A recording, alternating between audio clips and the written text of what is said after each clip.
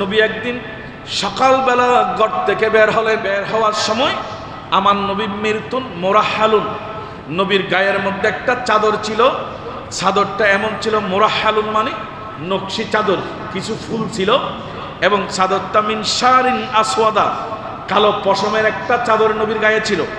ওই চাদর গায়ে দিয়ে নবীজি যখন ঘর থেকে বের হলেন, ফাজা আল হাসান ইবনু আলিয়্যিন ফাআদাহালাহু, হযরত হাসান রাদিয়াল্লাহু তাআলা আনহু বাহির থেকে আসলেন, এসে আর দেরি হলো না, ফাআদাহালাহু, সেই আমার নবীর চাদর মুবারকের ভিতর ঢুকে গেলেন। নাতি যেভাবে নানাদের চাদরের ভিতরে শীতকালে ঢুকে যায়, হযরত হাসান বলে আমার নুরানি নবীর ওই নুরানি জিসিম মুবারকের চাদরের ভিতরে ঢুকে গেলেন। বড় করে বলুন না সুবহানাল্লাহ। চাদরের ভিতরে ঢুকে গেলেন। এরপরে দেখা যাচ্ছে ফাদাখালা, এরপরে দেখা যাচ্ছে সুম্মা জা আল হুসাইনু ফাদাখালা মাহু, হযরতে হুসাইন রাদিয়াল্লাহু তাআলা আনহু আসলেন, ফাদাখালা মাহু, তিনিও সেখানে প্রবেশ করলেন, চাদরের ভিতরে ঢুকে গেলেন। সুম্মা জাত ফাতেমাতু ফাদাখালাহা, এরপরে মা ফাতেমা আসলেন, উনিও চাদরের ভিতরে প্রবেশ করলেন।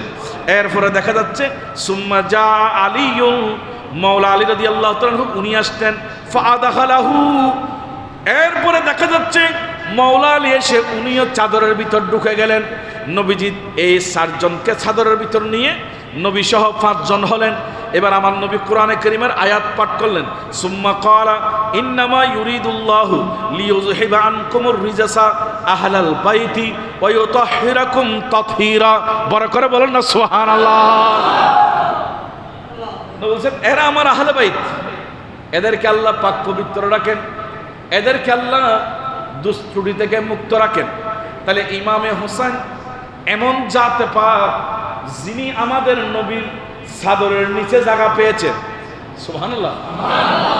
আমরা আজকে দোয়া করব 10 দিন ব্যাপী মাহফিলে যারা টাকা দিয়ে পয়সা দিয়ে উপস্থিত হয়ে মাহফিল শুনে আপনার এই মাহফিলকে রৌনক করেছেন, সৌন্দর্যমণ্ডিত করেছেন, আল্লাহ ইমাম হোসেনের মতো কাল কিয়ামতের ময়দানে আমাদেরকেও নবীর একটা তাবু থাকবে, যেটাকে লেওয়ায়ে হামদ বলে, ওই লেওয়ায়ে হামদের নিচে তাকার সুযোগ করে দাও। এটা সৌভাগ্য হয়ে যাবে। প্যারা হাজিরিন, উনি কে? উনি হচ্ছেন এমন হুসাইন জিনাকে আমার নবী চাদরের ভিতরে জায়গা দিয়েছে। তো এই হুসাইন 61 হিজরিতে কারবালার ময়দানে ফুরাত নদীর তীরে শহীদ হয়েছেন। সেখানে আপনার এজিদি ছিল 22,000, বলেন না, এজিদি ছিল, আর হুসাইনি ছিল 72 জন, 73 জন, 82 জন, কিংবা রওয়ায়াতের মধ্যে 160 জন পর্যন্ত এসেছে। কয়েকটা বর্ণনা আছে। আল্লামা ইবনে কাসির আল বিদায়া ওয়ান নিহায়ার মধ্যে বলেছেন 160 জন ছিল, সেখানে 72 জন উপযুক্ত ছিল, আর 160 জনের বাকিগুলো নারী এবং ছোট শিশু ছিল। তার মানে যাই হোক, মূল মশহুর বর্ণনা মোতাবেক 72 জনের সাথে যুদ্ধ করার জন্য 22,000-এর প্রয়োজন নাই। 72 জনের সাথে মোকাবেলা করার জন্য 22,000-এর প্রয়োজন নাই।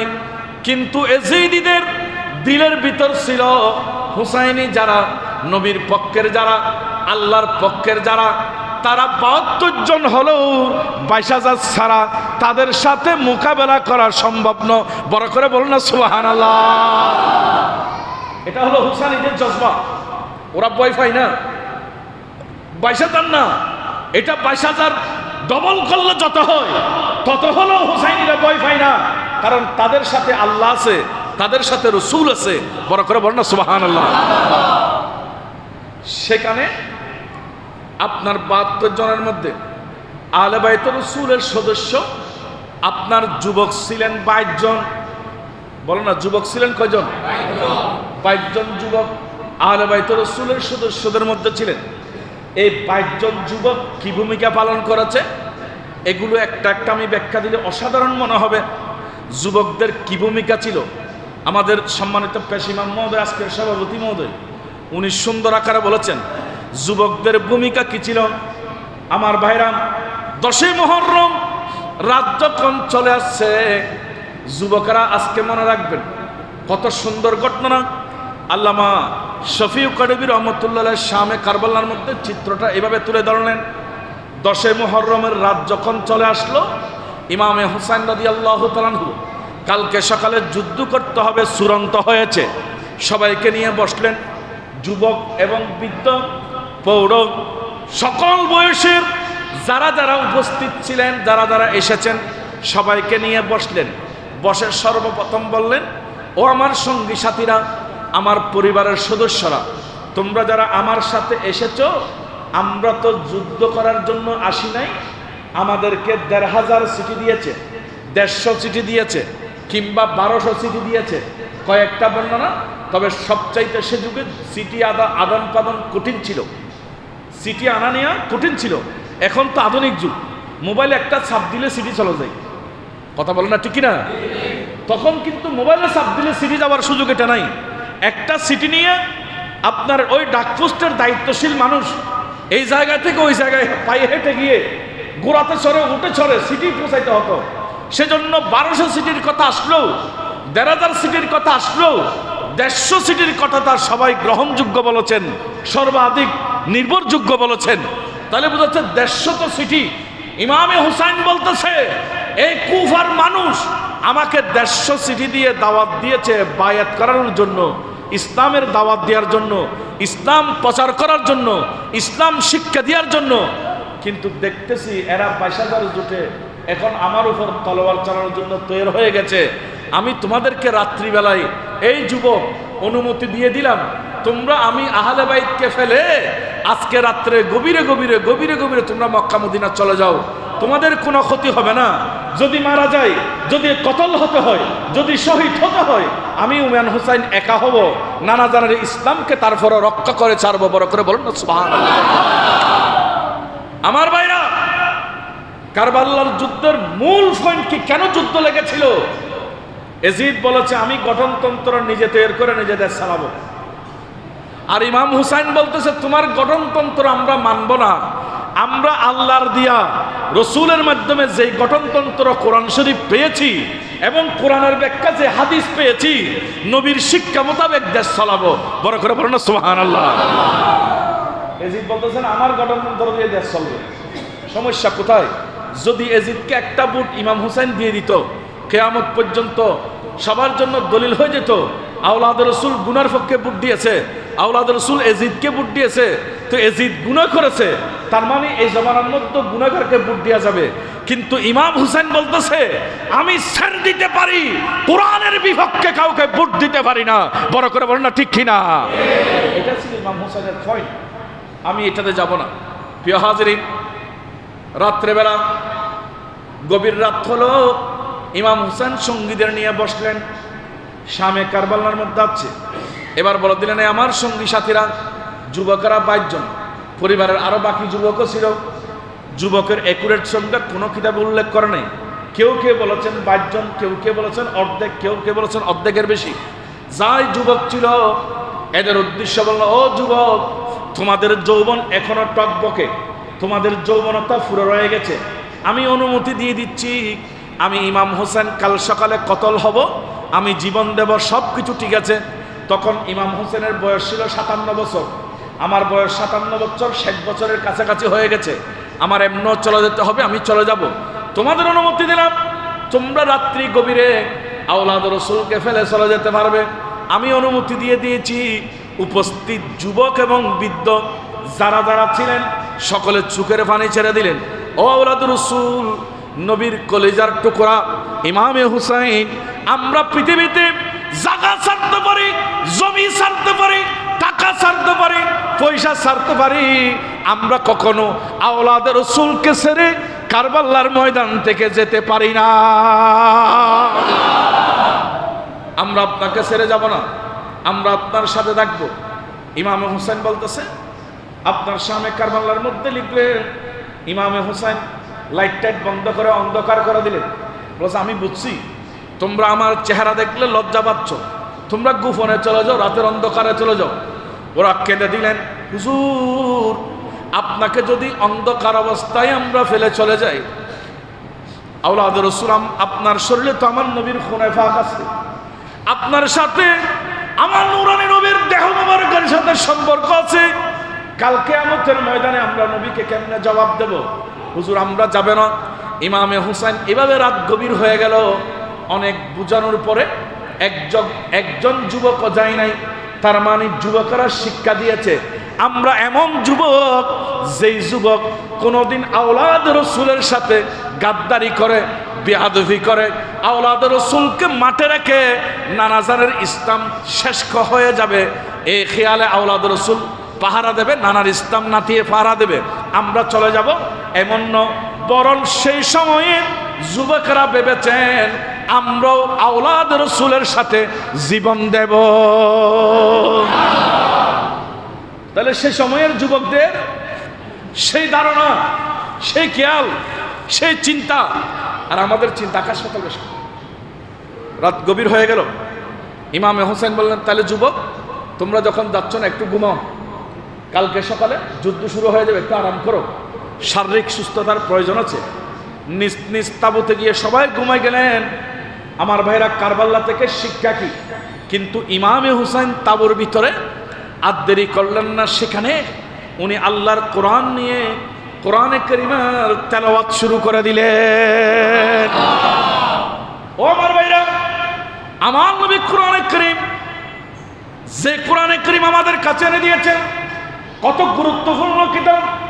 কাল সকালে যুদ্ধের ময়দানে জীবন দিতে হবে, আর এখন রাত্রিবেলা বসেও সেটার জন্য চিন্তা করতেছে না, বরং আল্লাহর কোরআন তেলাওয়াতের মধ্যে লেগে গেলেন। আজকে আমাদের ঘরে কোরআন তেলাওয়াত বন্ধ। যুদ্ধ তো দূরে কথা, বেড বিছানায় শুয়ে আরামের বিছানা আছে, কিন্তু কোরআন তেলাওয়াত নাই। অথচ ইমামি হুসাইন আমাদেরকে শিক্ষা দিচ্ছে, কারবালার ময়দানও আমি তেলাওয়াত করেছি। আমার ভাইরা, এখন সকালবেলা কোরআন তেলাওয়াত নাই। এক সময় আমরা দেখেছি সকাল যখন হতো গুনগুন গুনগুন করে ঘরগুলো থেকে কোরআন তেলাওয়াত আসতো। মানুষ বিবাহ শাদীর ব্যাপার আসলে আগে তোমাদের মেয়ে কোরআন পড়ছে কিনা এটা জিজ্ঞেস করতো। আমার নাম উম্মত সায়াতি জামানি, এমন একটা জামান আসবে, এমন একটা সময় আসবে, লা ইয়াবকা মিনাল ইসলামি ইল্লা ইসমুহু, ইসলামের নামটা থাকবে, ভিতরে ইসলাম থাকবে না। নাম থাকবে বিসমিল্লাহ স্টুর, কিন্তু ভিতরে সেখানে মালের মধ্যে ফরমালিন মিশ্রিত করবে। নাম থাকবে ইসলামী, কাজ হবে অনিসলামী।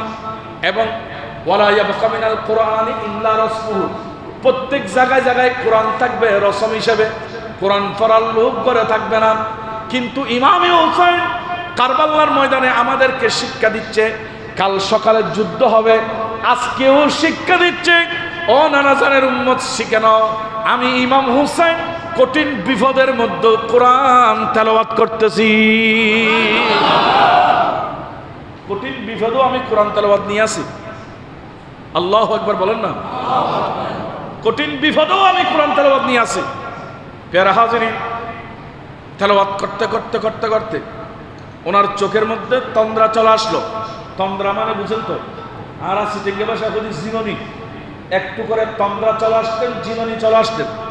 হালকা করে যখন ঘুম আসলো, ইমামে হোসেন বলেন, আমি একটু চোখ বন্ধ করলাম, আপনার বিছানার মধ্যে একটু করে শুয়ে গেলাম। হঠাৎ করে আমার চোখে ঘুম আসতেছে। এমন একটা টাইমের মধ্যে ইমামে হোসেন বলতেছে, আমি চোখে স্বপ্নে দেখতেছি আমার নানা জান দুনো জাহানের বাদশা নবী মদিনার রওজায়ে পাক থেকে ওই কারবালার ময়দানে আমি ইমাম হুসাইনের তাবুর ভিতর হাজির হয়েছে। রাসূল চলে এসে ইমাম হুসাইন বললেন, আমার তন্দ্রা চলে আসলো, একটু একটু ঘুম আসলো, হঠাৎ করে দেখতেছি আমার তাবুর ভিতর আমার নানা জান দুনো জাহানের বাদশা নবী, সুবহানাল্লাহ, নবী এসে কি বললেন দেখেন। আমরা হলে বলতাম আল্লাহ আমার নাতিকে বাঁচাও, কিন্তু আমার নবী এসে সেখানে একটা বর্ণনা আছে, ইমামে হোসেনের মাথার মধ্যে হাত দিয়ে নবীজি বলে, আল্লাহুম্মা আতিল হুসাইনা সাবরাও ওয়া আজরা। দেখেন নবী এসে বলতেছে, ও আল্লাহ আমার হুসাইনকে কারবালায় শহীদ করিও না, রক্ষা করে, এটা বলেন নাই, বরং বলতেছে আল্লাহ আমার হুসাইন শহীদ হোক, কোনো সমস্যা নাই, বরং আল্লাহুম্মা আতিল হুসাইনা, আল্লাহ তুমি আমার হুসাইনকে দুটা জিনিস দান করো, একটা হলো সবর ধৈর্য, আর একটা হলো আজর। আজর মানে পুরস্কার দাও। তার মানে আমাদের দেশের বাবা যদি এমপি হয়, ছেলে মিনি এমপি হয়ে যায়, বড় ভাই যদি এমপি হয়, ছোট ভাই মিনি এমপি হয়ে যায়, আমার নেতা যদি এমপি হয়, আমিও ছোটখাটো এমপি হয়ে যাই। কিন্তু নবীজি দুনিয়ার বাদশা নবী হওয়ার পরও, জান্নাতের আল্লাহ মালিক বানায় দেওয়ার পরও, আমার নবী যদি বলতেন আমার হাসান হোসেন জান্নাতের সর্দার, তাহলে অন্য অন্য মানুষেরা মন্তব্য করত নবী স্বজন প্রীতি করেছে, নিজের নাতিকে জান্নাতের সর্দার বানা দিয়েছে। সেজন্য নবী বলতেছে আল্লাহ আমার নাতিকে আমি জান্নাতের সর্দার বলবো না। অন্য কোন নবীর নাতি যে পরীক্ষার সম্মুখীন হয় নাই, আদম আলাইহিস সালামের নাতি যে পরীক্ষা দেয় নাই, মুসা আলাইহিস সালামের নাতি যে পরীক্ষা দেয় নাই, ইব্রাহিম আলাইহিস সালামের নাতি যে পরীক্ষা দেয় নাই, অন্য কোন নবীর নাতি যে পরীক্ষা দেয় নাই, আমার নাতি সেই পরীক্ষা দিতে হবে। এবং আমার নাতিকে পরীক্ষা যেমন বড়, আল্লাহ আজরান মানে আপনি ফদ বড় দেন, তার মানে আল্লাহর নবী দোয়া করেছেন আমার নাতিকে ধৈর্য দেন। আর আল্লাহ বলতেছেন আপনার নাতি যেহেতু পরীক্ষা বড় দিয়েছে, আমি আল্লাহর পক্ষ থেকে আপনার নাতিকে জান্নাতের সর্দার বানাই দিলাম। স্বজন প্রীতি নাই, দেখছেন? স্বজন প্রীতি নাই। রাসূল ক্ষমতাশীল, সেজন্য নবীর নাতি জান্নাতের সর্দার হবে, এমন না। সুবহানাল্লাহ বলুন না। দিল হে ও দিল জো তেরে याद से मामूर रहा, दिल है वो दिल जो तेरे याद से मामूर रहा, सर है वो सर जो तेरे कदमों पे कुर्बान गया। বরকত বলো সুবহানাল্লাহ। সেজন্য ওই দিলটা দামি দিল, যে দিলের মধ্যে নবী আছে, ওই মাথাটা দামি মাথা, যে মাথাটা আমার নবীর জন্য উৎসর্গ করতে পারছে। নবী দোয়া করতেছেন আল্লাহ আল্লাহুম্মা আতিল হুসাইনা, হাদিসে পাবেন আল্লাহ তুমি আমার নাতিকে দান করো সবর ও আজরা, সবর দেন এবং আজর দেন। আমার ভাইরা বিপদে সবর লাগবে, নবীর শিক্ষা। ইমাম হোসেন বললেন আমি যখন নানাজানকে দেখলাম, নানাজান যখন আমার জন্য এই দোয়া করলো, আমি নিশ্চিত হয়ে গেলাম কালকে আমার শাহাদাত। সুবহানাল্লাহ। কালকে আমার শহীদ হতে হবে। ঠাস করে চোখ থেকে তন্দ্রা চলে গেল, ঘুম চলে গেল। ইমামে হোসেন জাগ্রত হলে ফজর আজানের টাইম হয়ে গেছে। তাবুতে হেঁটে হেঁটে সবাইকে ডাকতেছে, এই আপনারা সবাই উঠে যান, আপনারা সবাই উঠে যান, আমাদের সিদ্ধান্ত চূড়ান্ত হয়েছে। আমি দেখলাম আমার বিছানার মধ্যে আমার নানাজান দুনুজাহানের বাদশা নবী এসেছে, ফয়সালা চূড়ান্ত হয়ে গেছে। ঘুম থেকে উঠে যান, সকলে উঠলেন। ও আমার ভাইরা, বেড বিছানার মধ্যে ফজরের নামাজ আমরা পড়ি না, অথচ যুদ্ধের ময়দানে ইমামে হুসাইন তাবুর ভিতর সৈন্যদেরকে নিয়ে, তাবুর ভিতর ওই আশেকদেরকে, সৈনিকদেরকে নিয়ে, আহলে বাইত রাসূলদেরকে নিয়ে, নিজের আসহাব সঙ্গীদেরকে নিয়ে জামাতে ফজরের নামাজ আদায় করেছে। না যারা উম্মতকে মেসেজ কি দিচ্ছে, আরে শুধু শান্তি অবস্থান, অশান্তিতে থাকলেও নামাজ ছাড়িও না। আজকে আমাদের দেশে বহু মুসলমান নিজেকে মুসলমান দাবি করে, ফজরের আজান চলে যায়, ঘুম থেকে উঠে না। কি বলেন আপনাদের এখানে নাই মনে হয়? ফজরের আজান চলে, সে ঘুম থেকে উঠতে পারে না। ও আমার ভাইরা মনে রাখবেন, এটা এমন একটা ইবাদত ইমাম হোসেন শিক্ষা দিয়েছে। এই দিকে জান দিতে হবে সকালে, ওই দিকে বলতেছে জান দেওয়ার আগে একটু সময় পেয়েছি, আসো এটাও অন্য কাউকে সেজদা দেব না, কারো সামনে মাথা নিচু করব না, কারো সামনে আমি মাথা নিচু করতে চাই না। আসো আমরা কাতার বন্দী হই, আমার আল্লাহকে সেজদা দিই। জামাতে নামাজ শিক্ষা কি? তার মানে উম্মতকে শিখাচ্ছে যত বড় মুসিবত আসুক না কেন, কখনো নামাজ ছাড়া যাবে না। কথা বলেন না ঠিক কিনা? এই হুসাইনি মুসলমান, নিজেকে হুসাইনি বলো, নামাজ ছেড়ে দাও, হবে না।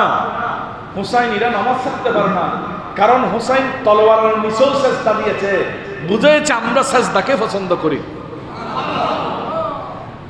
আল্লাহু আকবার। আমার ভাইরা, নামাজ শেষ, এখানে অনেক লম্বা ওয়াকিয়া, সমস্ত যুবকদের কথা বলা যাবে না, কয়েকজনের কথা বলি। ইমামে হুসাইনের সঙ্গী সাথীদের মধ্যে 50 জন শহীদ হয়ে গেছে। অনেকজন শহীদ হওয়ার পরে ইমাম হুসাইনের ভাই হযরতে আব্বাস ইবনে আলী, মাওলা আলীর আরেকটা ছেলে, ইমামে হুসাইনের সব্বা বলেছেন আব্বাস ইবনে আলী রাদিয়াল্লাহু তাআলা আনহু, উনি আসলেন তাঁবুর মধ্যে। সেখানে এসে দেখতেছে মাত্র আব্বাস ইবনে আলী, ওনার বয়স তখন 34 বছর। তাহলে 34 বছর মানে উনিও যুবক। যুবক বলা হয় 18 বছর থেকে 40 বছর বয়সী মানুষকে। আমার যুবকেরা ভালো করে খেয়াল করেন, 18 বছর থেকে 40 বছরের বয়সকে বলা হয় যুবক। এর 40 থেকে 60 পর্যন্ত, 40 থেকে 60 পর্যন্ত এটা হলো প্রৌঢ়, 60 থেকে উপরের দিকে এটা হলো বৃদ্ধ, আবার 18 আগ পর্যন্ত আপনার এটা যৌবন্য। হ্যাঁ, এটাকে আপনার শৈশব বাল্য বলা হয়। এর আগে 5 বছর পর্যন্ত এটা শৈশব। তাইলে যৌবন বলা হয় 18 থেকে 40। হযরতে আব্বাস ইবনে আলীর বয়স তখন মাত্র 34 বছর। উনিও ছিলেন একজন যুবক, উনি একজন যুবক। তাঁবুর মধ্যে দেখলেন মাত্র 6 মাসের একজন ছোট বাচ্চা, জিনার নাম হযরতে আলী আসগর, ইমামে হুসাইনের ছোট ছেলে। এই আলী আসগর উনি 3 দিন পর্যন্ত পানি বন্ধ করে দিয়েছে, দরফর দরফর দরফর দরফর করতেছে পানির অভাবে। ইমামে হুসাইনের ভাই দাঁড়িয়ে গেলেন, এই যুবক, ওনাদের ভূমিকা কিরকম ছিল, আমাদের ভূমিকা কিরকম?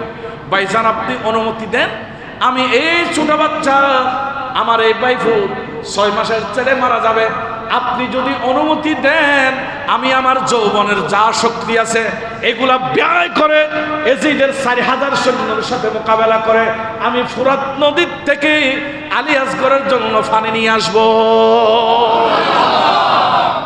আমি পানি নিয়ে আসবো, আপনি অনুমতি দেন, আমি পারবো।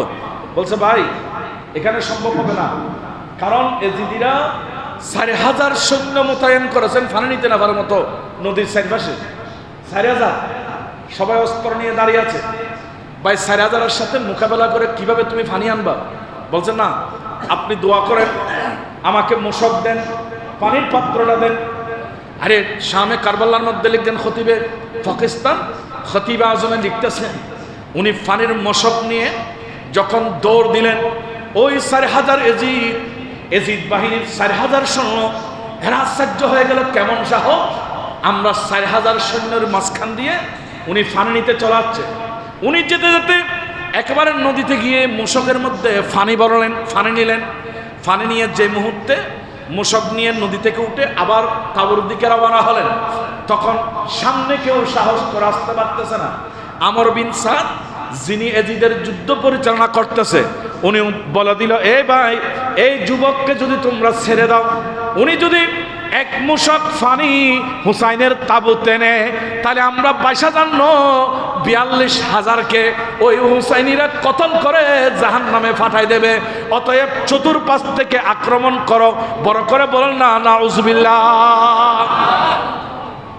যুদ্ধের সিস্টেম হলো একজনের সাথে একজন যুদ্ধ করবে, সবাই আক্রমণ করতে পারবে না। কিন্তু যখন হযরতে আব্বাস ইবনে আলী পানি যখন নিয়ে আসতেছে, তখন দেখা যাচ্ছে চতুর্পাশ থেকে সৈন্যরা ঝাঁপিয়ে পড়ল, ওনাকে তীর মারতে মারতে রক্তাক্ত করে ফেলল। ওনার বাম হাতের মধ্যে মোশক, প্রথমে ওনার বাম হাত কেটে ফেললেন, বাম হাত কাটার পরে উনি ডান হাতের মধ্যে মোশক নিয়ে এলেন, ডান হাতও কেটে ফেললেন। এবার দাঁত দিয়ে মোশক চিপে ধরলেন, দাঁত দিয়ে নিয়ে সামনের দিকে অগ্রসর হচ্ছে, অস্ত্র ধরার সুযোগ নাই। ওই এজিদির এসে ওনাকে শহীদ করে দিলেন। শহীদ করে দেওয়ার পর উনি যখন পানি নিতে পারলেন না, সেখানে পড়ে গেলেন। ইমামে হোসেন এসে কান্না শুরু করলো, ও আব্বাস ইবনে আলী, তুমি তো আমার ভাই, আমার ডান হাত ছিলা, আজকে তুমিও আমাকে ছেড়ে চলে গিয়েছ। আমার যুবকেরা সেদিন শিক্ষা দিয়েছে আমার যৌবনকাল, আমার যৌবনের শক্তি এটা দুনিয়ার স্বাদ মিটানোর জন্য নয়, আমার যৌবন এটা ইসলামের জন্য ব্যয় করতে হবে। আর এই অবস্থা শেষ পর্যায়ে একেবারে আমি মূল পয়েন্টের মধ্যে চলে আসলাম। ইমামে হুসাইনের আরেকজন ছেলে, জিনাকে বলা হয় আলী আকবর, বলেন না আলী আকবর, তাবুরের মধ্যে উনি ছিলেন। ওনার বয়স 18 থেকে 25 বছরের ভিতরে ছিলেন, বা 25 বছরের ধরুন না, কিংবা 18 বছর থেকে বেশি, 18 থেকে 25 বছরের ভিতরে ওনার বয়স ছিল। যখন ইমামে হুসাইন ভাই যখন শহীদ হয়ে গেছে, কান্নাকাটি শুরু করে দিয়েছে। ওই ছেলে হযরত আলী আকবর সামনে এসে দাঁড়া গেলেন, আব্বা আপনি অনুমতি দেন, আমি আলী আকবর যুদ্ধের মাঠে যাব। ইমামে হুসাইন কেঁদে দিলেন, বাবারে আলী আকবরের চেহারাটা হুবহু আমাদের দয়াল নবীর মতো ছিলেন। দেখতে শেখালটা নবীর মতো ছিল, ওনার দেখতে বেশি সুন্দর ছিল, হুবহু নবীর চেহারা ছিল ওনার মধ্যে। ইমামে হুসাইন ওনাকে ধরে ধরে ধরে, ও বাবা আমার যখন মনে পড়ে আমার নানার কথা, দুনু জানের বাদশা নবীর কথা যখন মনে পড়ে যায়, তখন আমি হুসাইন তাবুর মধ্যে এসে তোমাকে একটু দেখলে আমার মনে হয় নানা জানকে দেখতেছি। বাবার তুমি কিভাবে চলে যাবে, তোমাকে কিভাবে বিদায় দেব? বল আব্বা না, এখানে 50 জন শহীদ হয়ে গেছে, আমার চাচা হযরত আব্বাস ইবনে আলী উনিও শহীদ হয়ে গেছে, আমার চাচাতো ভাই শহীদ হয়ে গেছে, আমার ফুফাতো ভাই শহীদ হয়ে গেছে, এখন তো তাবুর মধ্যে আপনি ছাড়া আর কেউ নাই, আমি আপনাকে ছাড় দেব না, আপনি যেতে পারবেন না, আগে আমি যাব।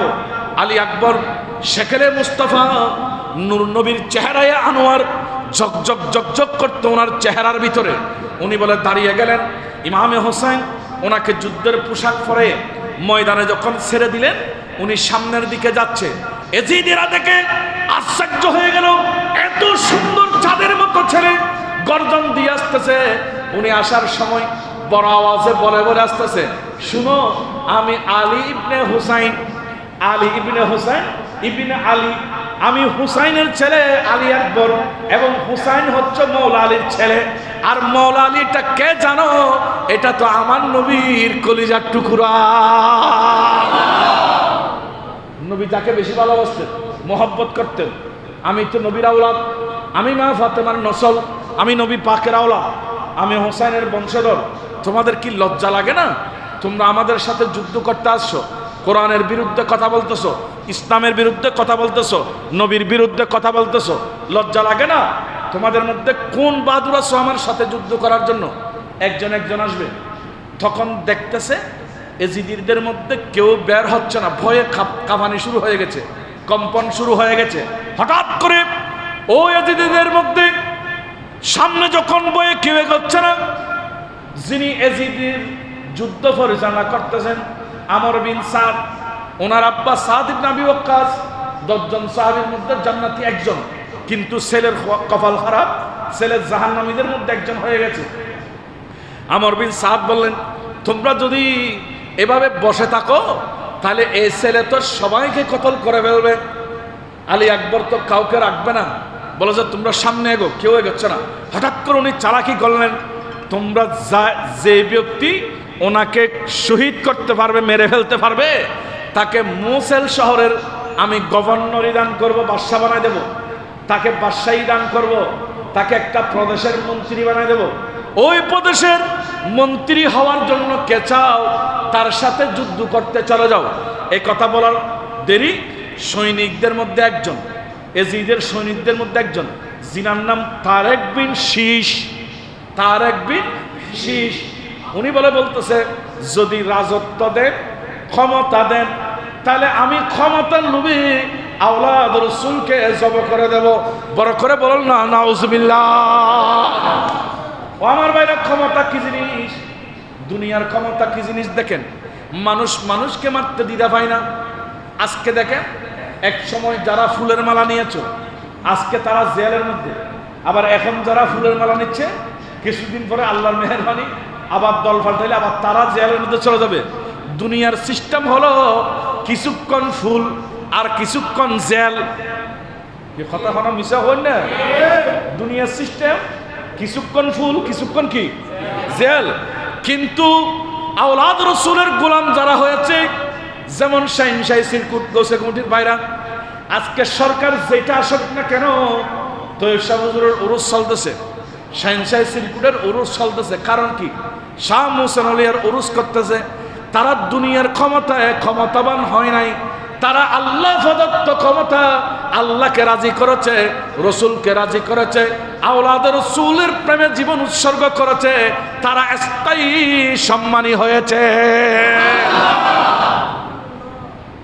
এখন তো তারেক বিন শীষ দুনিয়ার ক্ষমতার জন্য পাগল হয়ে গেছে। লাগবে আমার এই শহরের গভর্নর, আমার লাগবে।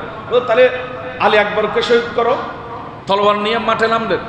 আলী আকবর 18 কিংবা 25 বছরের যুবক, শক্তিশালী, ঠকবক রক্ত গরম, বাঘের মতো গর্জন দিয়ে সামনে গিয়ে তারেক বিন শীষকে এক মুহূর্তের মধ্যে 2 টুকরা করে ফেলে দিলেন। বড় করে বল না সুবহানাল্লাহ। এটা যখন দেখলেন, ওনার 2 জন ছেলে খুব শক্তিশালী বড় ফরওয়ান ছিলেন, একজন ওমর বিন তারেক আর একজন তলহা বিন তারেক। ওমর বিন তারেক বড় ছেলে সামনে দৌড়ে আসলেন, এই তুমি আমার বাবাকে কতল করেছো, আমি তোমাকে ছাড় দেব না। হযরতে আলী আকবর আর দেরি করলেন না, ওনাকেও রেহাই দিলেন না, ওনাকেও জাহান্নামের মধ্যে পাঠাই দিলেন। এরপরে দেখা যাচ্ছে দৌড়ে আসতেন আপনার তারেক বিন তলহা বিন তারেক, আরেকটা ছেলে, ওনাকেও ফাটাই দিলেন।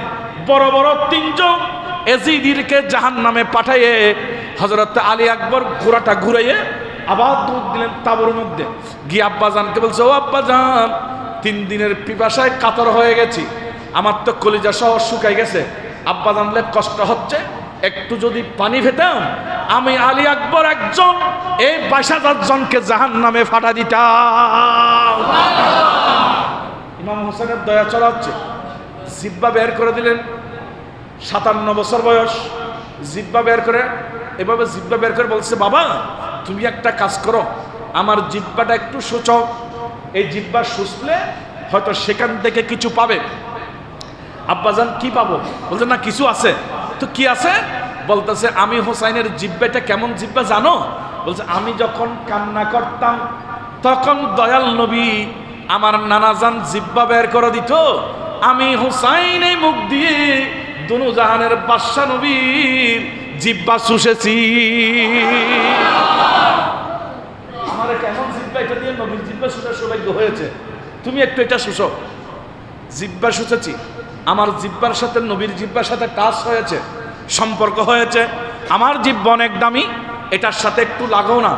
জিব্বা যখন লাগাই দিলেন, ইমাম হুসাইনের জিব্বা দেখে কিছু নিয়ামত পেয়ে উনি ময়দানের মধ্যে চেপে বললেন, এমন চাপা চাপলেন, কিতাবের মধ্যে রওয়ায়াত হয়েছে একজন লোক, 2 জন লোক, হযরত আলী আকবর 80 জন এজিদিকে জাহান্নামের মধ্যে ফাটা দিলেন।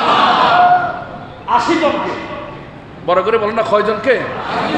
80 জনকে জাহান্নামের মধ্যে ফাটা দিলেন।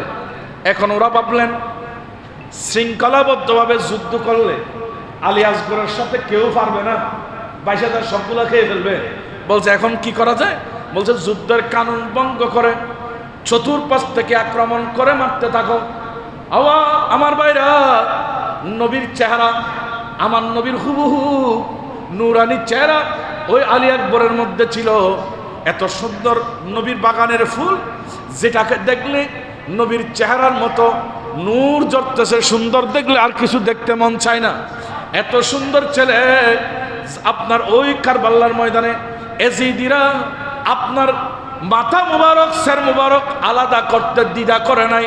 ওই আওলাদ রাসূলকেও 80 জন কতল করার পর ওনাকেও পুরা শহীদ করে দুনিয়া থেকে বিদায় করে দিয়েছেন। ইন্না লিল্লাহি ওয়া ইন্না ইলাইহি রাজিউন। আমার ভাইরা বুঝতে চেয়েছিলাম, আলী আকবরও যুবক ছিল, আব্বাস ইবনে আলীও যুবক ছিল, আমরাও যুবক। আমাদের যৌবনতা মোবাইলের গেমের মধ্যে, আমাদের যৌবনতা বল খেলার মধ্যে, আমাদের যৌবনতা গানের মধ্যে, আমাদের যৌবনতা নাচের মধ্যে, আমাদের যৌবনতা বেহায়াপনার মধ্যে।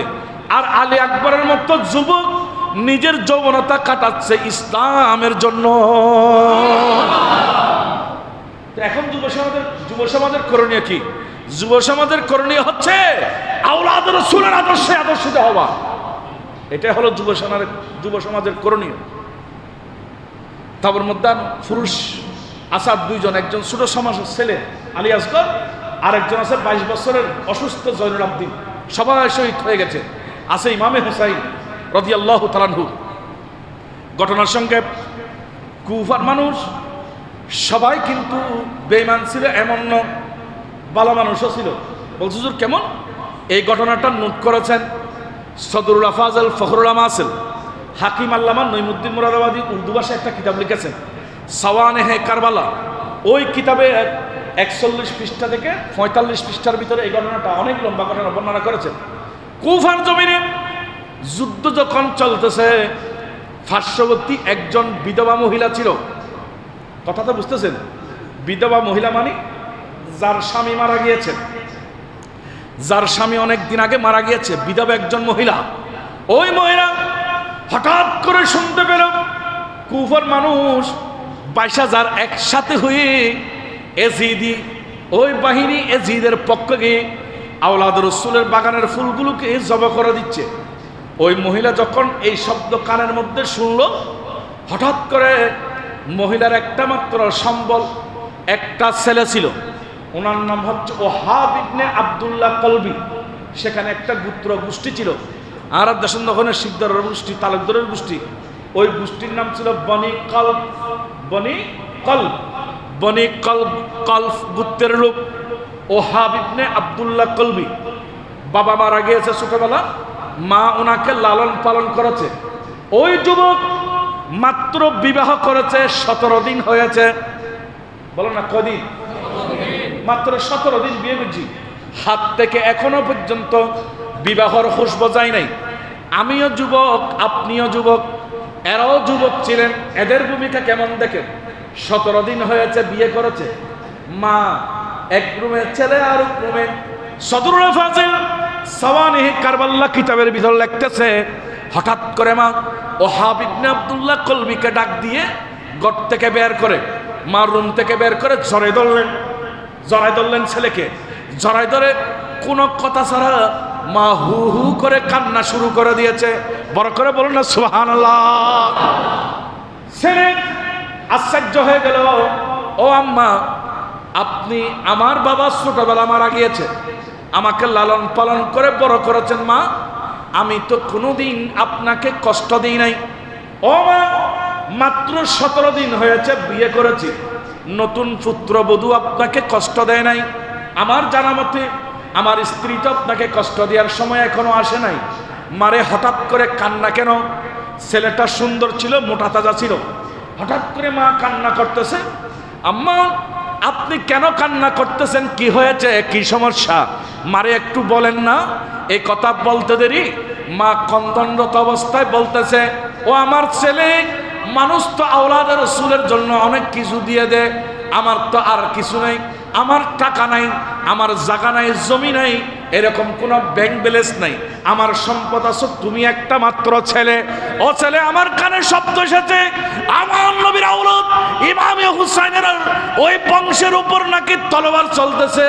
ও আমার ছেলে, আমি চাচ্ছি আমি তোমাকে জীবিত রাখবো না, ইমাম হুসাইনের জন্য আমিও তোমাকে কুরবানি দিয়ে দেব। তুমি আমাকে অনুমতি দাও। এই আমার ছেলে, আমি তোমাকে নিয়ে ইমাম হোসেনের কাছে যাব। এই 22,000 জিদি একদিকে চলে গেছে, ইমাম হোসেনকে রক্ষা করার মতো কেন কোনো মানুষ যাচ্ছে না, কেউ সহযোগিতা করতেছে না। আমাদের কুফার মানুষ বেয়াফা হয়ে গেছে, বেঈমান হয়ে গেছে। একজন বিধবা মহিলা কান্না শুরু করলেন। ওনার কান্না শুনে ছেলের অন্তর মহব্বত চলে আসলো। ছেলে বলছে, মা, আপনি চিন্তা করিয়েন না, আপনি মাকে খুশি করার জন্য, আওলাদ রসুলকে খুশি করার জন্য, রসুলকে খুশি করার জন্য, আল্লাহকে খুশি করার জন্য আমি ওহাব ইবনে আব্দুল্লাহ কলবি আপনার বর্ণনা মোতাবেক আমি এই মুহূর্তে আপনার সাথে ইমামে হুসাইনের সাথে চলে যাব। ছেলে রাজি হয়ে গেলেন, কিন্তু মারে একটু সময় দেন না, আমি নতুন বউ আনছি, এটার একটা অধিকার আছে, হক আছে। তো ইসলামে তো হকের কথা বলেছে। ও মা, আমি 17 দিনের স্ত্রী, ওনার থেকে একটু বিদায় নি। মার কান্না আবার বেড়ে গেল। এ বাবা, মেয়েদের বুঝশক্তি কম। যদি তোমার বউ তোমাকে অন্য কিছু বুঝাই দেয়, তুমি তো যুদ্ধ থেকে সরে যাবে, তার মানে আওলাদ রসুলের জন্য জীবন দিতে পারবে না। ওই বিধবা কান্না করতেছে আর বলতেছে, ও আমার ছেলে, যদি আমি আওলাদ রসুলের জন্য তোমাকে কোরবান দিতে না পারি, কাল কিয়ামতের ময়দানে আমি নবীকে চেহারা কেমনে দেখাইবো? নবীকে কিভাবে বলবো ইয়া রাসূলুল্লাহ, আমার বাড়ি কাছে ছিল, কুফার জমিনের পাশে আমার বাড়ি ছিল, কিন্তু আমি আওলাদ রসুলকে সহযোগিতা করতে না পারলে আমার অবস্থা কেমন হয়ে যাবে? তুমি একটু অনুমতি দাও, বউর কাছে যেও না, আমি মা বলছি তাড়াতাড়ি চলে যাও। ছেলে ওহাব ইবনে কলবি বলতেছেন, আম্মারে, বউ যত বুঝক না কেন, আমার মা যেটা বলেছে আমি সেটাই করব। আওলাদ রসুলের জন্য প্রাণ দেব, কিন্তু শুধুমাত্র বউর সাথে একটু কথা বলে আমি আবার ফেরত চলে আসব। বড় করে বলেন না সুবহানাল্লাহ। সাহসিকতা, নিজের সাহসিকতা মহব্বত নিয়ে কথাগুলো বললেন। ভিতরে রুমে প্রবেশ করলেন, নতুন স্ত্রী 17 দিনে ডাকলেন, ও আমার স্ত্রী, তোমার তো বহু কিছু চাওয়া পাওয়া থাকতে পারে, বড় আশা নিয়ে আমার ঘরে এসেছো, সংসার করবে, কিন্তু সংসার করার ইচ্ছা আমারও আছে। এই মুহূর্তে আমার মার কানে এসেছে আওলাদ রসুলের গলার উপর নাকি তলোয়ার চলতেছে। তো আওলাদ রসুলের শরীরে তলোয়ার চলবে, আমি এইদিকে নতুন বধূ নিয়ে স্ত্রী সহবাস করবো, আরামে থাকবো, কাল কিয়ামতের ময়দানে রসুলের সামনে তো চেহারা দেখাতে পারবে না। ও আমার স্ত্রী, তোমার সাথে যার সংসার দুনিয়াতে করার করে বলছি, আর বাকি সংসার আল্লাহ যদি দয়া করে আমি জান্নাতের মধ্যে তোমাকে নিয়ে সংসার করব। এখানে না, বাকিটা এখানে হবে না।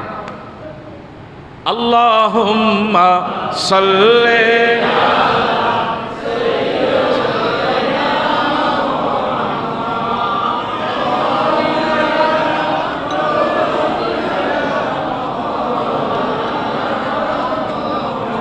আমার স্ত্রী সংসার যা করার আছে 17 দিন হয়ে গেছে, বাকিটা জান্নাতে করব। সুবহানাল্লাহ। স্ত্রীও আওলাদ রসুলের প্রেমিক ছিলেন। হঠাৎ করে স্ত্রী বলেন, কি হয়েছে স্বামী, একটু ভালো করে বলেন না। বলছে, আওলাদ রসুল ইমাম হুসাইন সহ 72 জন নিরস্ত বাহিনী, আওলাদ রসুল নবীর বংশধর নবী নওয়াসা, এদেরকে আমাদের কুফার 22,000 মানুষ মারার জন্য গিয়েছে। এখন আমি আর জীবিত থাকতে চাই না, আমিও 72 জনের সাথে গিয়ে আওলাদ রসুলের পক্ষে জীবন দিতে তৈরি হয়ে গেছি। বড় করে বলেন না সুবহানাল্লাহ। দাঁড় হয়ে গেলেন। স্ত্রী বলতেছে, ঠিক আছে আপনি যাবেন, বাধা নাই, কিন্তু একটা কথা আছে। দেখেন, স্ত্রীও সেরকম। কি কথা বলতেছে? আপনি ওয়াদা দেন, আপনি তো যুদ্ধের ময়দানে যাবেন, শহীদ হলে শহীদদেরকে কবরে থাকতে হয় না, সাথে সাথে ব্যস্তের মধ্যে চলে যেতে পারে। তো আপনি শাহাদাত বরণ করলে, শহীদ হলে জান্নাতের আলা মাকাম, উঁচু মাকাম, উঁচু জায়গার মধ্যে আপনার স্থান হবে। আমি তো আপনাকে খুঁজে পাওয়া কষ্ট হয়ে যাবে। আপনি যে বাকি সংসার ব্যস্তের মধ্যে করবেন, আমাকে খুঁজে নেবেন, এটার একটু ওয়াদা দিয়ে দেন। বাকি সংসার ব্যস্ত করবেন, এটার একটু ওয়াদা দেন না। বলছে ওয়াদা। বলছে, তো এখন তোমাকে আমি অনুমতি দিয়েছি, তুমি অন্য স্বামী নিতে পারবা।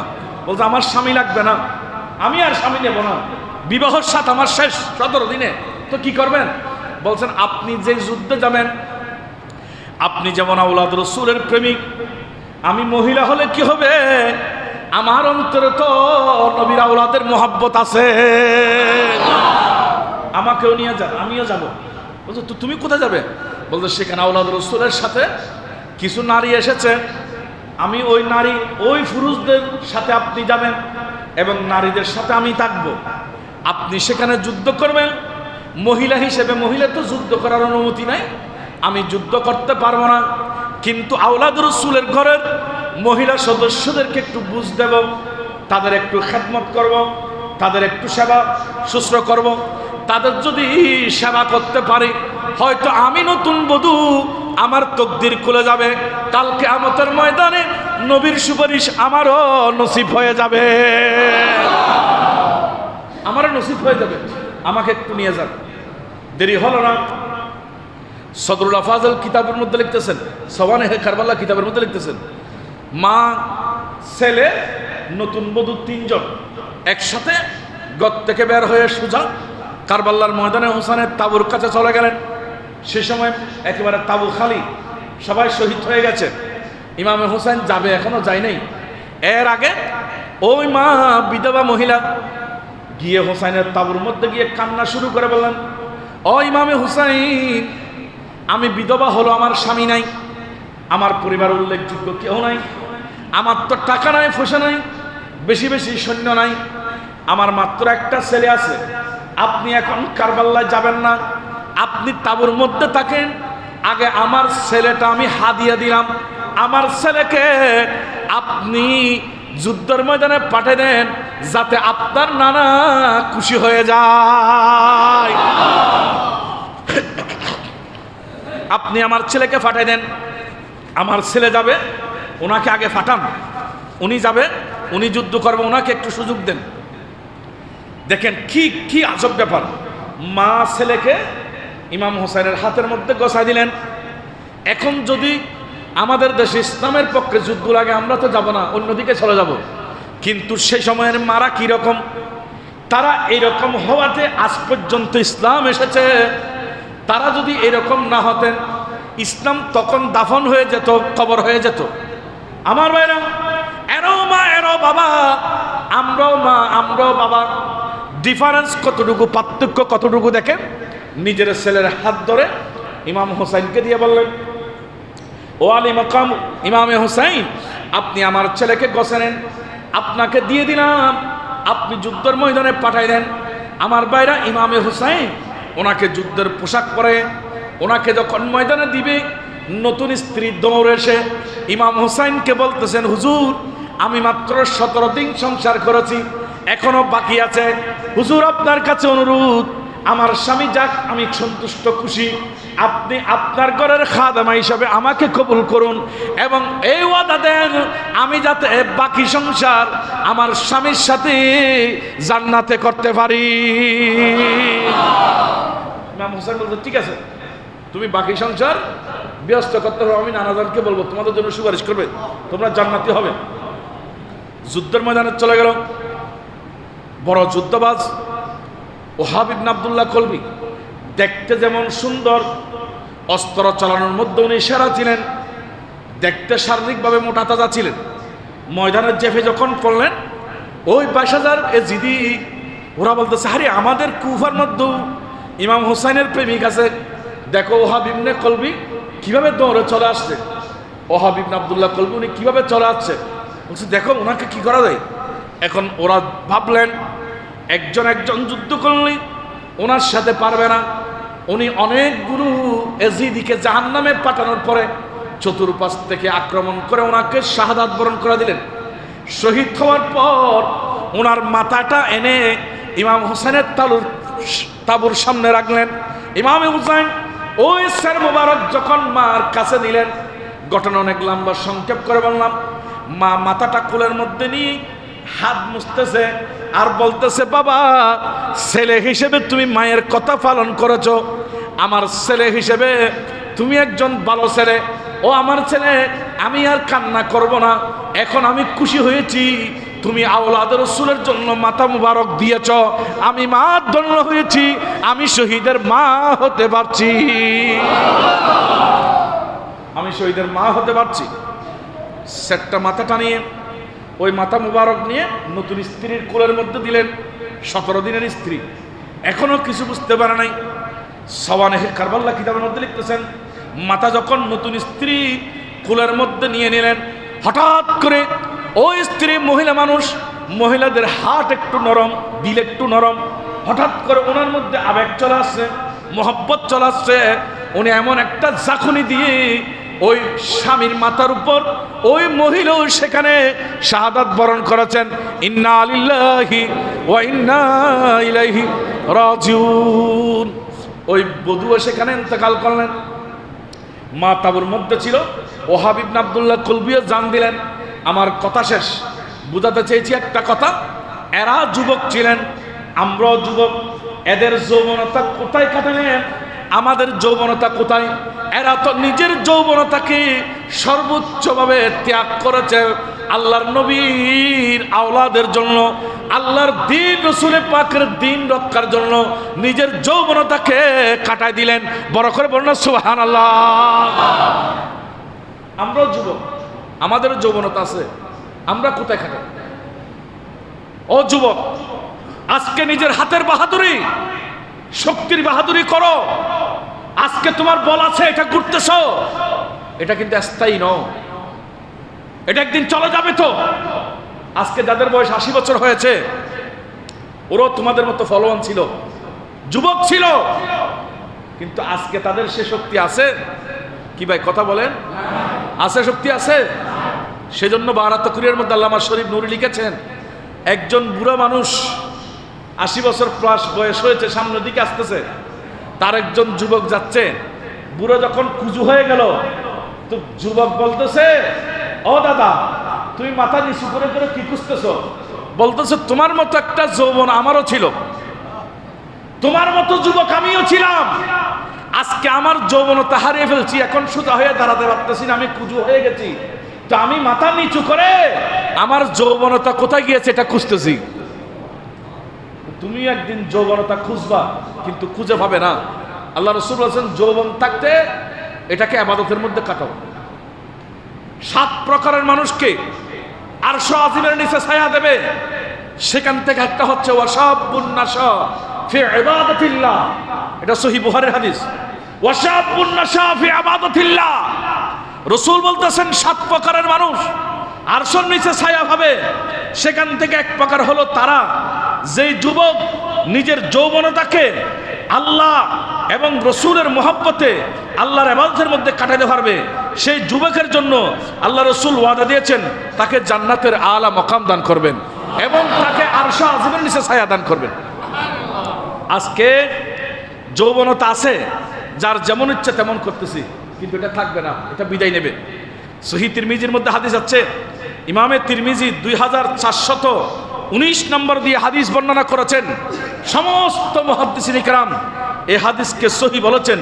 তো নবী বলতেছেন, লা তাজুলু কদমা ইবনে আদম ইয়াউমাল কিয়ামা মিন ইনদি রাব্বি হাত্তা ইউসআলা আন খামসিন, যতক্ষণ 5টা প্রশ্নের উত্তর দিতে পারবে না, ততক্ষণ কিয়ামতের ময়দানে এক চুল পরিমাণও সামনে যেতে পারবে না। আমি কি কথা বুঝতে পারছি? কয়টা প্রশ্ন? একটু বড় করে বলেন না। রাসূলের এই হাদিস শুনে আমার কথা শেষ, আপনাদের কষ্ট হচ্ছে মনে হয়। 5টা প্রশ্ন, এটা সহিহ হাদিস। 5টা প্রশ্নের উত্তর না দিলে কেউ জান্নাতে যেতে পারবে না। 5টা প্রশ্নের উত্তর দিতে হবে কিয়ামতের ময়দানে। ইয়া রাসূলুল্লাহ, এগুলো কি? আমার নবী একটা একটা করে আমাদেরকে ব্যাখ্যা দিচ্ছে। বলেছে, 1 নম্বর হলো আন উমরিহি ফিমা আফনাহু, তোমাকে প্রশ্ন করা হবে তোমার জীবনটা কোথায় ব্যয় করেছো। এই যে আমাদেরকে 60 বছর, 70 বছর, 30 বছর, 80 বছর, 90 বছর জীবন হায়াত দিয়েছে, এটা কোথায় ব্যয় করছি, এটার উত্তর দিতে হবে। 2 নম্বরের মধ্যে প্রশ্ন করবে ওয়ান শাবাবিহি ফিমা আবলাহু, তোমার যৌবনকালটা কোথায় কাটিয়েছো। এখন যদি আপনি গিয়ে বলেন আমার যৌবনতাটা আমি রাতের 3টায় উঠে বল খেলা দেখে দেখে কাটিয়েছি, বাঁচা যাবে কি ভাই? কথা বলেন না, বাঁচা যাবে? রাতের 3টায় উঠে বল খেলা দেখেছি, সকালবেলা ফজরের নামাজ নাই, জোহর চলে যাচ্ছে, ফজর চলে যাচ্ছে, আসর চলে যাচ্ছে, মাগরিব চলে যাচ্ছে, তোমার এশা চলে যাচ্ছে, খবর নাই। এই ভাই, আজকে যে আমাদের হাত পা আছে, চোখ আছে, এগুলা কত বড় নিয়ামত বুঝেন না। চকবাজার আপনাদের থেকে দূরে নয়, চকবাজার মেডিকেলে যাবেন, প্রত্যেক তলায় তলায় মানুষ ভর্তি আছে। সেখানে যাদের হাত নাই, হাত ভেঙে গেছে, তাদের কি অবস্থা দেখবেন। যাদের চোখের চোখ নাই, তাদের কি অবস্থা দেখবেন। যাদের ব্রেন, মাথার সমস্যা, তাদের কি অবস্থা দেখবেন।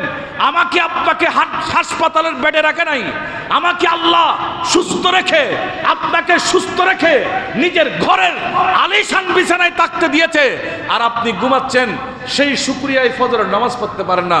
এরকম অনেক দামি মুসলমান আমাদের সমাজে আছে কিনা? কথা বলেন আছে কিনা? একটু হাসপাতালে গিয়ে দেখবেন, তারপর আপনার সুস্থতা কি জিনিস আপনার বুঝে আসবে। আজকে আমরা এগুলো দেখি না, দেখার দরকার। হাসপাতালে গেলে বুঝতেন আপনার সুস্থতা আপনার জন্য কত বড় নিয়ামত। আপনার যৌবন সম্পর্কে প্রশ্ন করা হবে। তো এখন প্রশ্ন, হুজুর আন উমরিহি ফিমা আফনাহু, প্রথম প্রশ্নের ভিতরে তো যৌবনও আছে। পুরা জীবনের হিসাব মিলে সেখানে যৌবনকাল নাই? আছে তো। আবার স্পেশাল যৌবনকালের হিসাব কেন? বলছেন না, মানুষের জীবনকে 5 ভাগে বিভক্ত করা হয়েছে। শৈশব, বাল্য, যৌবন, প্রৌঢ়, বৃদ্ধ। সেখানে শৈশব বাল্য একদিকে, প্রৌঢ় বৃদ্ধ একদিকে, মাঝখানে যৌবনকাল। এটা অত্যন্ত গুরুত্বপূর্ণ সময়। বলছে তোমার যৌবনের আলাদা হিসাব দিতে হবে। কোন কলেজের দরজায়, কোন ইউনিভার্সিটির দরজায় তুমি ঘুরেছো। আজকে যুবকেরা হুসাইনি মাহফিল থেকে ওয়াদা করতে হবে, আমরা ইউনিভার্সিটির দরজায় নো, আমরা কলেজের দরজায় নো, রাস্তার মোড়ে মোড়ে নো, আমরা আল্লাহর ঘর মসজিদে নিজের যৌবনতাকে ব্যয় করবো। বলেন ইনশাআল্লাহ। এগুলো নিয়ত করেন। হুসাইনি মাহফিল থেকে কিছু কিছু ভালো ভালো নিয়ত করেন। রাতের 3টায় উঠে বল খেলার জন্য টিভির দিকে হা করে তাকিয়েন না। এগুলো আপনি ইহুদি নসরাদের ওই সতর দেখতেছেন, হাফ প্যান্ট পরে খেলা গেলে আপনি সতর দেখতেছেন, গুনাহ করতেছেন আপনি। এগুলো ভালো জিনিস না। আপনার সময় নষ্ট হচ্ছে, মেধা নষ্ট হচ্ছে, সেখানে আপনার কোনো লাভ নেই। আমাদের কোতোয়ালি থানার পাশে একজন ছেলে এই যে কারেন্টে লেগে মরে গেল পতাকা টাঙাতে গিয়ে, এটা দায়ভার কে নেবে? আরেক জায়গায় দেখলাম বাবাকে ছুরি মেরে দিয়েছে পতাকার জন্য, পতাকা কেনার জন্য টাকা দিচ্ছে না, যে জার্সি কেনার জন্য টাকা দিচ্ছে না। যে এই যে বাবাকে ছুরি মেরে দিল, তার মাথায় কি কিছু আছে? এগুলো কি বের হলো? বিনোদন ইসলামের মধ্যে জায়েজ আছে। যে বিনোদন আপনাকে গুনার দিকে নেবে না, যে বিনোদন আপনাকে গুনাহ থেকে রক্ষা করবে, সেটা করা জায়েজ আছে। কিন্তু যে বিনোদন আপনাকে গুনাতে নিয়ে যাবে, সেটা করা ইসলামের মধ্যে জায়েজ। তাহলে 5টা প্রশ্ন, কথা শেষ। কয়টা প্রশ্ন? 1 নম্বর প্রশ্ন করবে আপনার জীবন কোথায় কাটিয়েছেন। 2 নম্বর প্রশ্ন করবে আপনার যৌবনতা কোথায় কাটিয়েছেন। 3 নম্বর প্রশ্ন করবে ওয়ামালিহি মিন আইনা ইকতাসাবাহু, আপনি সসম্পদ কিভাবে, কোথায় থেকে ইনকাম করেছেন, বৈধভাবে না অবৈধভাবে, সুদ নিয়ে, ঘুষ নিয়ে, ডাকাতি করে, সন্ত্রাসী করে, নাকি সুন্দরভাবে রাসূলের সুন্নাহ মোতাবেক ব্যবসা করে। এটা আপনাকে প্রশ্ন করবে। এরপরে 4 নম্বর ওয়াফিমা আনফাকাহু, আপনার যে কোটি কোটি টাকা আছে, আপনি ব্যাংক ব্যালেন্স কোটি কোটি টাকা রেখেছেন, তারপরও আপনার পেট ভরতেছে না, আরো কিছু ফেলে ভালো হতো, আরো কিছু নিতে পারলে ভালো হতো। আপনাকে প্রশ্ন করবে এই টাকা কোথায় ব্যয় করেছেন। এরপরে আপনাকে প্রশ্ন করবে ওয়ামা জামিলা ফিমা আলিমা, আপনার যে জ্ঞান ছিল ওই জ্ঞান অনুযায়ী আপনি আমল করছেন কিনা। অনেকে বলে ভাই আমার জানেন, বলছেন জানি তো, ফরেন বলছে না সময় পাই না। কিসের জন্য? ব্যবসার জন্য। তো ভাইরা আমার, এই যে ব্যবসা আপনি করতেছেন, কালকে যদি আপনার 2টা চক্ষু আল্লাহ অন্ধ করে দেয়, আর কি ব্যবসা করার সামর্থ্য থাকবে? কালকে যদি আপনার হাত পা অবশ করে দেন, আপনি কি আর ব্যবসা প্রতিষ্ঠানে থাকবেন? তো সেজন্য শুধু ছেলে মেয়ের জন্য কোটি কোটি টাকা, কোটি কোটি ব্যাংক ব্যালেন্স করার এই চিন্তা, এই নেশায় আপনার পাগল হয়ে থাকবেন না, নিজের জীবনকে গুছান। কালকে দেখলাম এই মোবাইলে একজন বৃদ্ধাশ্রম থেকে বক্তব্য দিয়েছে। উনি বলতেছে আমার ছেলে মাস্টার আছে, আমার ছেলে প্রফেসর আছে, আজকে আমি বৃদ্ধাশ্রমে ঘরে ছেলেদের সাথে ঈদ করতে পারতেছি না। কি হয়েছে? তো উনি বলতেছে আমাকে যখন ছেলেদেরকে ভালো করে লেখাপড়া করাচ্ছি, অনেকে বলেছিল ওই ছেলেটা তোমাকে বাদ দেবে না। দেখলাম ওরা ঘরের মধ্যে স্ত্রী পুত্র নিয়ে ঈদ করতেছে, আর আমি বৃদ্ধাশ্রমে ঈদ করতে হচ্ছে। আমার ভাইরা, যে ছেলের জন্য বাড়ি করতেছেন, ব্যাংক ব্যালেন্স করতেছেন, আজকের নিউজ দেখেন, আজকের নিউজ এসেছে উত্তরবঙ্গ কোন একটা জায়গায় বাবার লাশ দাফন করতে দিচ্ছে না, মেয়েকে জায়গা লিখে দিয়েছে। সেজন্য অপরাপর ছেলে মেয়েরা আন্দোলন করতেছে লাশ দাফন করার আগে জায়গা জমি ভাগ করে দেওয়ার জন্য। এই ব্যাংক ব্যালেন্স কার জন্য রেখে যাচ্ছেন, অথচ নিজে হাজার হাজার গুণ নিয়ে খবর যাচ্ছেন। কেউ বাঁচাবে না। ইমামে হুসাইনের আদর্শে আদর্শিত হন, 5 ওয়াক্ত নামাজকে ধরেন, সকালবেলা কোরআন তেলাওয়াত করেন, মুখ দিয়ে সত্য কথা বলেন। আর আমাদের চট্টগ্রাম বাংলাদেশের ব্যবসায়ী রাজধানী, এই আমাদের 4টা এরিয়া, এগুলো ব্যবসায়ী এরিয়া, যারা ব্যবসায়ী করেন, ব্যবসার মধ্যে লাভ কম হলেও 2 নম্বরই কম দেবেন। মালের মধ্যে খারাপ জিনিস মিশ্রিত করবেন না। এগুলো কাল কিয়ামতের ময়দানে হিসাব দিতে হবে। আপনি ছেলে মেয়ের জন্য 2 নম্বরই করে টাকা ইনকাম করেছেন, ওই ছেলে মেয়ে আপনার বাকি নেবে না। কোরআন শরীফ সূরা আবাসা খুলেন, এখানে হাফেজে কোরআন আছে। আল্লাহ বলতেছেন ইয়াউমা ইয়াফিরুল মারউ মিন আখিহি ওয়া উম্মিহি ওয়া বানিহি ওয়া সাহিবাতিহি। এমন একটা ময়দান হবে কিয়ামতের দিন, যেদিন ছেলে মাকে দেখলে ফালায় যাবে, বাবাকে দেখলে ফালায় যাবে, স্ত্রীকে দেখলে ফালে যাবে, স্ত্রী স্বামীকে দেখলে ফালে যাবে, ছেলেকে দেখলে বাবা ফালে যাবে, বাবাকে দেখলে ছেলে ফালে যাবে। কেউ কারো হবে না, নিজের আমল নিয়ে নিজে পার হতে হবে। তার মানে ছেলে মেয়ে দেখবেন না এমন না, ওদেরকেও দেখতে হবে, তবে ওদেরকে দেখতে গিয়ে নিজের জীবনকে নষ্ট করবেন না। আমি কি কথা বুঝতে পারছি? পরিবারের জন্য খরচ করা, পরিবারকে সুশিক্ষায় শিক্ষিত করে দরকার, করতে হবে, কিন্তু সাথে নিজের ইবাদতকে ঠিক রাখতে হবে। এটা চুরি করে করা যাবে না, সন্ত্রাসী করে করা যাবে না, সুদ খেয়ে করা যাবে না, ঘুষ খেয়ে করা যাবে না, ফরমালিন মিশ্রিত করে করা যাবে না। এই জিনিসগুলো মাথায় রাখতে হবে, জীবন ধন্য হবে, হুসাইনি মাহফিল ধন্য হবে। আজকে বর্ষণ যেটা কামিয়াবি হবে। আল্লাহ আমাদেরকে কবুল করুক।